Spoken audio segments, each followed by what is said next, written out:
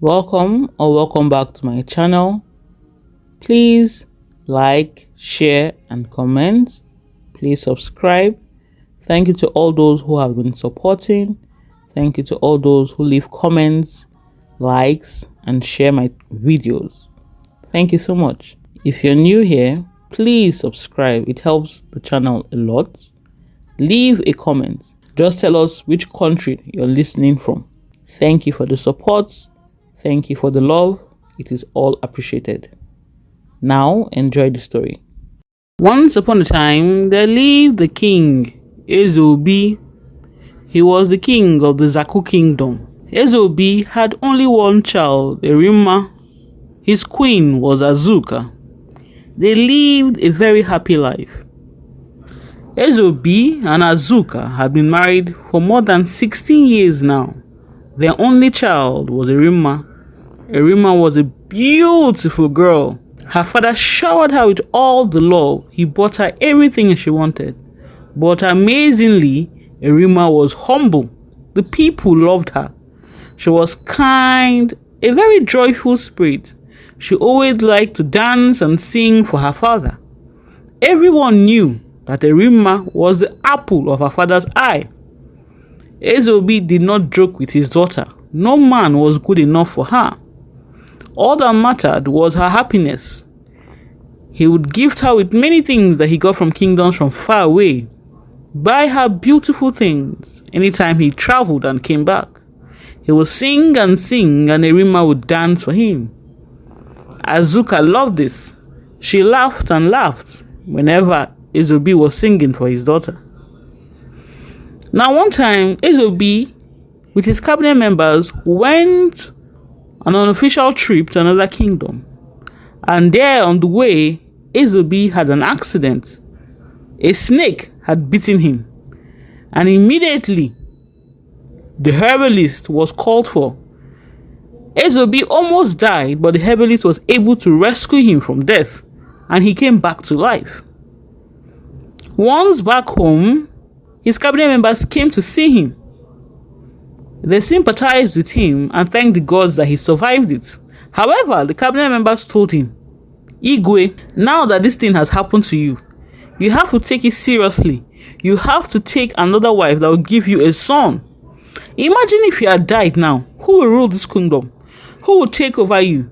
You have no son. And Arima cannot rule. She's a woman. No matter how much you love her and no matter how good she is, she's still a woman. You need a son to take over your kingdom. You need a son that will continue the family name. Ezobi was never one to think of taking a second wife. He loved Azuka so much. Arima was his happiness. What more could a man want? But his cabinet members were saying the truth. After all, he was just the king and he was here to serve his people. And if his people wanted a prince, he had to find one for them. So Ezobi told this to Azuka. And in a surprising event, Azuka said the cabinet members were right. He has to take another wife. Only the gods know why they're not giving me a son. But we cannot continue to wait. You're not getting any younger. I'm not getting any younger. You need a young girl, someone who can give you children. Thank you, my wife, Ezobi said. What Azuka had told him now made him very happy. He told Azuka that she should go ahead and find a wife that they can bring into the home. But Azuka told Ezobi that since he's the one that's going to live with the girl, he should go ahead. He has her blessings. Go, find somebody that you like, and let us know, and we will go and marry her. And that is what Ezobi did. One day, while he was looking over his farmlands, he could see some girls who were going to the stream, and a girl caught his eye. He asked the cabinet members where the girl was from, and they told him that the girl was from Mazi Okafor's house. Her name was Uju. The Ezobi now said that it is Uju he wanted to marry. Everything was done according to tradition, and Uju became the second wife. She could not be crowned as queen, but as a second wife, because Azuka was the first wife and she was queen. Everything was fine. Uju respected Azuka as the first wife. She obeyed Azuka, and Azuka was kind to her. Azuka welcomed her in and told her that the gods have blessed her. Uju was happy. However, there was a problem. Uju quickly realized that the only thing that Ezobi loved in this world was Arima. Arima was indeed the apple of her father's eyes. Ezobi shared everything with Arima, danced with her, sang with her. Anything he had, he would give it to Arima and not Uju. Uju was feeling very jealous. She was a new bride. Why was Ezobi not spending time with her in her own room, in her own chambers, eating her food? Instead, he would prefer to eat Arima's food. What is the meaning of this? She could no longer tolerate this. So Uju went to an evil Ezemo deep in the forest and told the Ezemo that she wanted to control the king, such that anything she tells the king would do it for her. And the Ezemo gave her a substance to put in the king's food. Once he eats it, then Uju will control the king. Now, the next day, it was Uju's turn to spend time with the king. And she cooked his meal and put the charm in his food. Immediately, the king ate it. Then she brought the food to the king. The king was happy. Uju was a good cook. As he was eating the food, praising Uju, he realized that his manhood had disappeared. What is this? What is happening? He shouted. Yes, you have forced my hand, Uju said. Let me tell you now. If you do not do what I say, in 3 days' time, not only will your manhood disappear, but you will also die. Ezobi was surprised. What type of nonsense is this? How can you do this? I will call my cabinet heads. I will call the royal chief priest. Everyone will come here. What is the meaning of this? What have you done to me? He shouted. You can call all you want to call. Call whomever it is. But let me warn you, only I have the power to bring back this manhood. And if you do not do what I want, then you will die. And everything around you will die. The Ezobi believed her. What is this, Uju? Okay, what do you want me to do for you? Have I not done enough? No. Since I came here, you have not treated me as a new bride. You ignore me. You don't eat my food. If I cook for you, you share it with Arima. What's the meaning of that? So what do you want me to do? The king shouted. I want you to get rid of Arima. The gods forbid. I will never do that. I will never ever get rid of my own child. Oh, so you don't know? I am pregnant. And I am pregnant with the prince. Now that your manhood has disappeared, this prince is the only male child that you can ever have. If you do not kill Arima, I will leave this palace with this child and kill it. Once I kill this child in my tummy and your manhood disappears, you can never ever have a son, Uju said. Immediately the Emo was afraid. Yes, he could call for the chief priest, he could call his cabinet members, but what if what she's saying is true? What if she kills the child in her and his manhood never returns? What will he do then? Who would help him?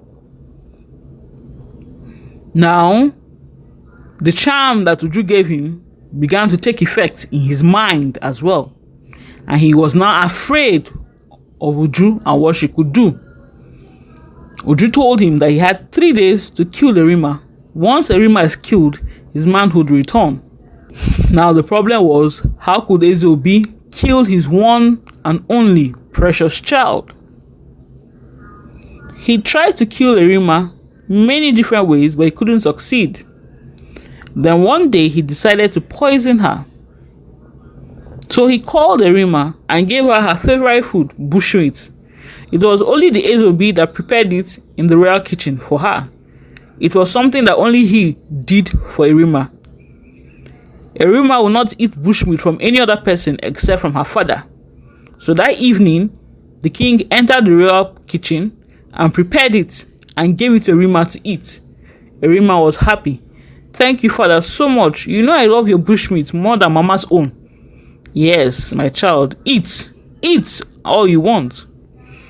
As Arima ate, her tummy began to pain her. Then she began to scream, Papa, something is wrong with the bushmeat. She looked up at her father, but her father was not smiling. It then dawned on her that her father may have poisoned the bushmeat. Papa, Papa, is it you? What have you done to me? Papa, what have you done? Immediately, Arima fell down in pain and died. The Ezobi carried his dead daughter to her room and laid her on the bed as if nothing had happened. He threw away all the poison and all the bushmeat.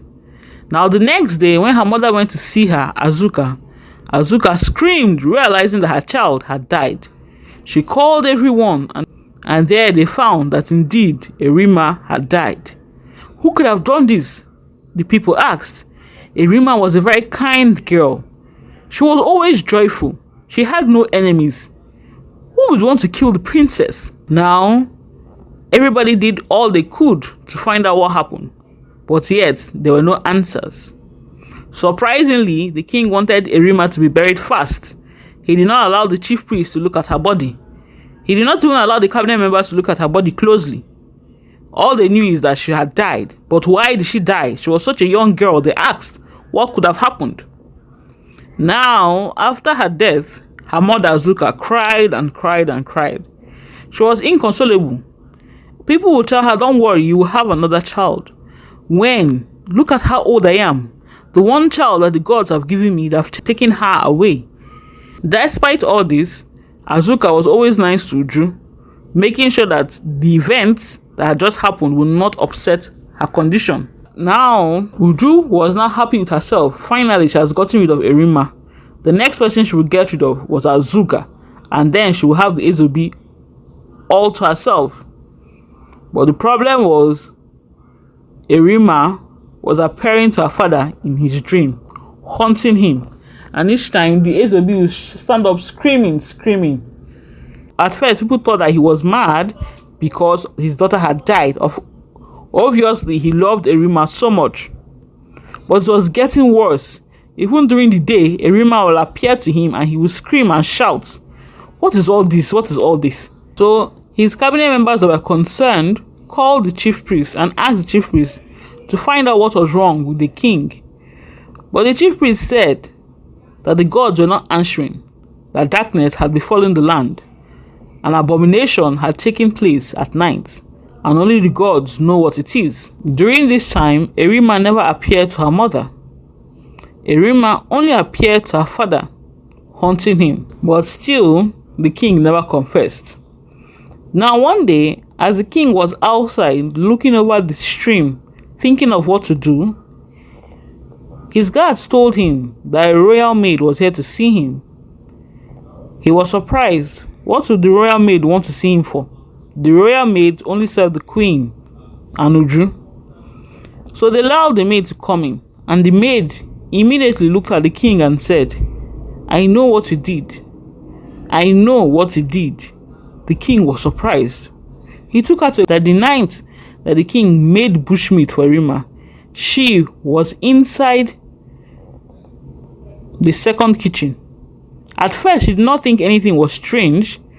Every time the king comes to the kitchen to cook for Arima, but when Arima started screaming, she knew that something was wrong.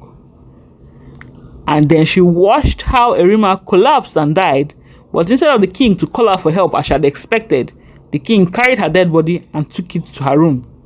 That's when the maid knew that the king had killed Arima. Ezobi shouted, "Who have you told? Have you told anybody this?"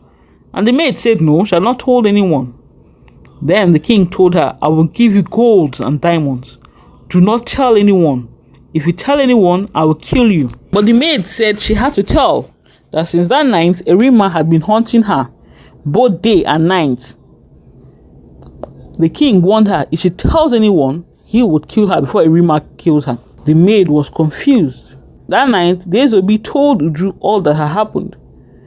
And Uju told him that he had to kill the royal maid. He didn't have to do it himself, but he had to get rid of her, otherwise she would tell other people. The king shouted, "Stop it! Stop it, Uju! How can you be so evil? No more spilling of blood. Because of you, because I wanted a son, I got rid of my only child. Now see me. I cannot sleep. I cannot eat. Nothing. What child? Oh, so you believed me when I told you I was pregnant? Daisy was shocked. What did you say?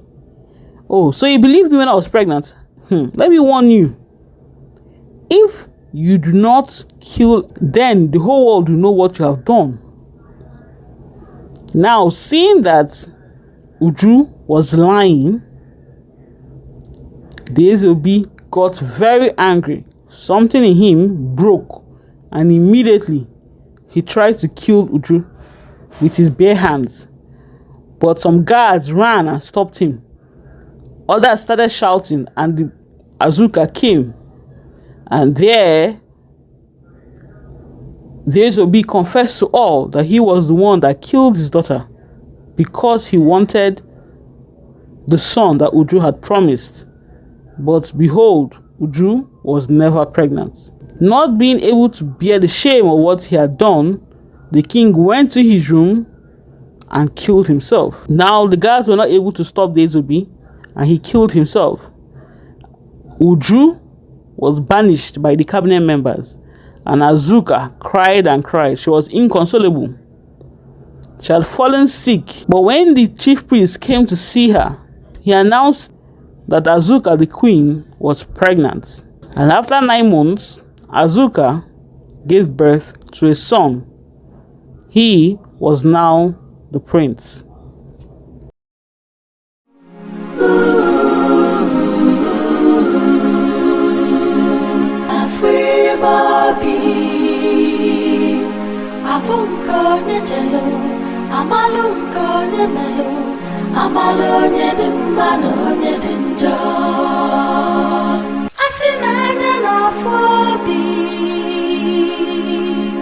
Asinanya na free